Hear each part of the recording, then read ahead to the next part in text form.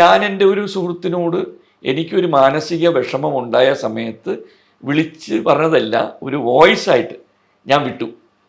ഇതെന്താ, ഇങ്ങനെയാണോ, ഇതാണോ, ഇങ്ങനെയാണോ ചെയ്യേണ്ടത്, ഇങ്ങനെയാണ് ഈ പെണ്ണുങ്ങൾ സ്ത്രീകളോട് ഇങ്ങനെ പെരുമാറുന്ന ആൾക്കാരെയാണോ ഇവർ പിടിച്ച് ഇപ്പം കൊമ്പത്തിൽ ഇരുത്തിയേക്കണേ, വാട്ട് ഷിറ്റ് എന്നൊക്കെ പറഞ്ഞ് ഇങ്ങനെയൊക്കെ പറഞ്ഞു പോയി വേർഡ്സ്.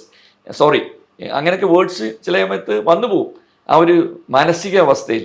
അത് ഞാൻ എൻ്റെ സുഹൃത്തിന് അയച്ച ഒരെണ്ണം അത് സൂക്ഷിച്ച് കയ്യിൽ വെച്ച് 1 വർഷത്തിന് ശേഷം, 1 വർഷത്തിൽ 8-9 മാസം, നിയർലി 1 ഇയർ, ഈ ഇലക്ഷൻ സ്റ്റണ്ടായിട്ട് അതെടുത്ത് അങ്ങോട്ട് സ്കാമായിട്ട് ഉപയോഗിച്ച് എന്നെ പെയിൻറ്റ് ചെയ്ത് എന്നെ കംപ്ലീറ്റ് കരിവാരി പുരട്ടി ഒരുമാതിരി ചീപ്പാക്കി. ഇപ്പോൾ AMMയിൽ ആക്ച്വലി ടൈറ്റിൽ അല്ലെങ്കിൽ ഏറ്റവും മുകളിലത്തെ സ്ഥാനത്ത് ഇരിക്കുന്നത് ഒരു ലേഡി തന്നെയാണ്, ശ്വേത.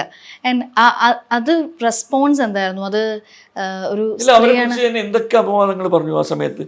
എൻ്റെ ഇത് വന്ന് ഒരു 2 ആഴ്ച കഴിഞ്ഞപ്പോൾ അതങ്ങ് മാഞ്ഞു പോയി. പിന്നെ അതിൻ്റെ മുകളിൽ മണ്ണിട്ട് മൂടി വേറെ ഒന്ന് വന്നു.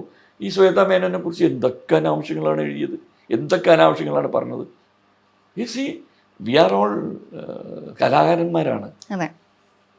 ഇവരെയൊക്കെ ഇഷ്ടമുള്ളതുകൊണ്ടാണല്ലോ ഇവരുടെ ഓരോ ചെറിയ ചെറിയ ന്യൂസ് പോലും ആൾക്കാർ ശ്രദ്ധിക്കുന്നത്. തീർച്ചയായിട്ടും അതെ.